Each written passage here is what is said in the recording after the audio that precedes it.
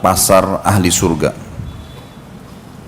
Dan kita tahu Bapak Ibu sekalian, bahwasanya salah satu hiburan manusia di dunia adalah pasar.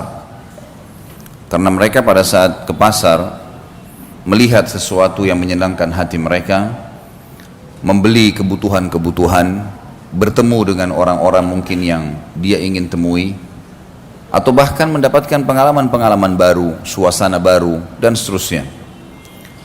Banyak fasilitas-fasilitas yang di dunia yang sebenarnya Allah subhanahu wa ta'ala juga memberikannya di akhirat. Sebagaimana kita tahu di surga ada makanan, ada pakaian, ada tempat tinggal. Hanya saja kondisinya berbeda, situasinya berbeda. Seperti misal kasus pakaian yang pernah kita jelaskan dulu, berbeda sekali. Pakaian ahli surga itu akan diletakkan oleh Allah yang maha tinggi dan maha pemurah di sebuah pohon, yang pohon itu memiliki buah yang sebesar bentuk seperti delima tapi sangat besar. Kalau ahli surga ingin menggunakan baju atau mengganti baju mereka, maka secara otomatis pohon itu akan mendekat, terbuka, kemudian di dalamnya ada 70 gaun dengan 70 warna, dengan 70 model yang dia tinggal ingin dalam hatinya jenis tertentu atau warna tertentu, maka tiba-tiba terkenakan di badannya tanpa lagi harus dia buka, dia pasang, nggak ada lagi seperti itu.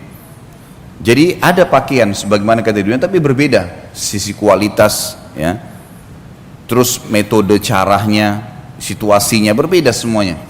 Dan pada saat pohon itu tertutup, ya semacam tanda kutip lemarinya ahli surga itu tertutup karena dia sudah memilih gaunnya, kemudian dia ingin mengganti pada waktu yang seketika setelahnya, mendekat lagi tempat tersebut, pada saat dibuka berubah lagi 70 gaun tapi beda warna, beda model, semuanya berbeda.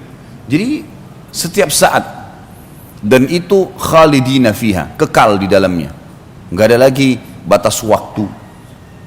Bahkan dalam hadis dikatakan Nabi SAW bersabda, pakaian mereka tidak akan usang. Jadi walaupun baju itu kita pakai terus berhari-hari, bertahun-tahun pun, kalau hitungan dunia kita bahasakan tahun, di akhirat tentu tidak ada lagi hitungan waktu seperti ini. Dimensi waktunya berbeda gitu. Maka secara otomatis, ya, tidak akan usang. Apalagi kalau diganti.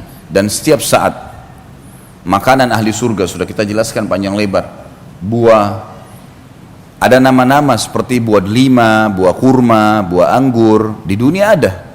Tapi ini cuma sama dari sisi nama, bentuk, rasa, berbeda semuanya. Kurmahnya besarnya seperti tempayan, sebesar apapun. Mungkin sekarang kalau kita lihat kurma paling besar mungkin ambar, itu seperti jari telunjuk seseorang di antara kita gitu kan, yang mungkin digabungin 2 jari telunjuk itu maksimal. Nggak ada kurma yang lebih besar daripada itu.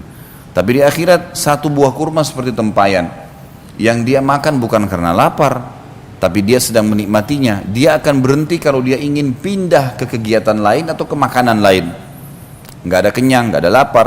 Sudah kita jelaskan masalah itu. Buah-buah anggur yang sangat besar dan tidak pernah habis.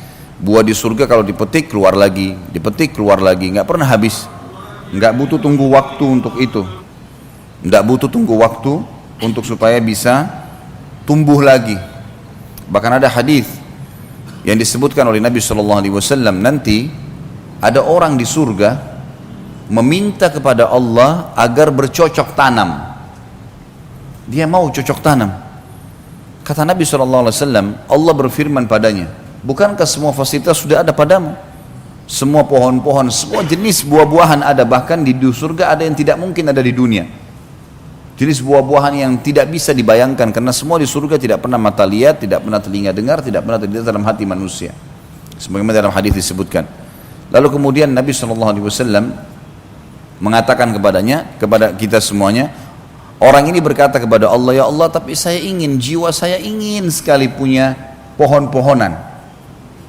Maka Allah Subhanahu Wa Taala memberikan kepadanya sebuah biji, yang biji itu ditanam oleh dia di tanah surga, kemudian tiba-tiba tumbuh menjadi pohon yang besar, tiba-tiba berbuah pada waktu itu juga. Sampai Nabi SAW sempat tersenyum pada saat itu, karena luar biasanya fasilitas di surga. Tidak butuh tunggu waktu, ditanamkan bibit tersebut, kemudian tiba-tiba jadi pohon besar, tiba-tiba berbuah dan tiba-tiba dinikmatin sama dia. Ada seorang Arab Badui hadir di majelis Nabi SAW berkata, ya Rasulullah, pasti itu orang Ansar. Itu orang yang minta sama Allah, itu orang Ansar. Orang Ansar penduduk Madinah, karena mereka rata-rata petani kan. Akhirnya membuat semua sahabat tertawa pada saat itu. Tapi ini contoh saja bagaimana di surga itu fasilitasnya sangat luar biasa. Batang-batang pohon yang sudah kita bahas pertemuan yang lalu, semuanya batang pohon kita di dunia umumnya memiliki kulit yang keras atau mungkin pun kulitnya lembut seperti pisang misalnya, tetapi juga basah dan segala macam hal yang mungkin memiliki banyak hal yang membuat manusia tidak ingin memegangnya, ada getah dan seterusnya. Tapi kalau di surga batang pohonnya emas, sulit dibayangkan batang pohonnya emas tapi bisa berbuah, kuasa Allah Subhanahu wa taala, tidak ada yang mustahil, gitu kan? Dan kita tidak perlu heran hal-hal yang seperti ini teman-teman sekalian, karena Allah Maha Kuasa dan kita memang ini dasarnya manusia, anak Adam penghuni surga. Kita di tempat kita memang di sana, gitu. Ayah kita Adam alaihissalam diturunkan dengan istrinya Hawa ke muka bumi, kemudian akan kembali ke sana. Cuma sedikit cobaan di sini sekarang, ini loh perintahku kata Allah, untuk kembali ke tempat kalian, bahkan bisa meninggikan derajat-derajat kalian, lakukanlah ini, itu dan seterusnya. Ya, ketaatan-ketaatan dan tinggalkan kemaksiatan.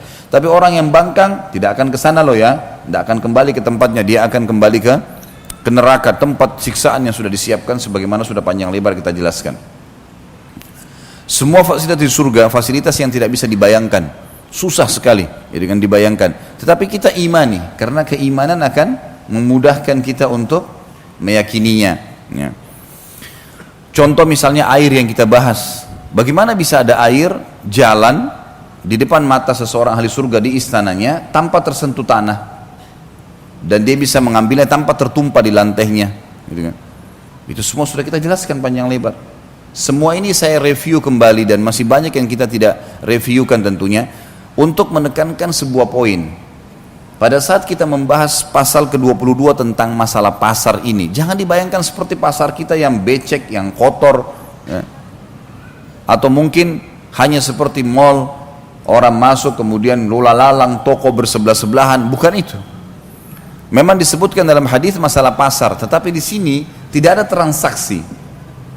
Pasar ini tujuannya hanya dijadikan oleh Allah yang Maha Tinggi dan Maha Pemurah sebagai tempat pertemuan ahli surga. Dan umumnya ini didatangi oleh kaum laki-laki di surga.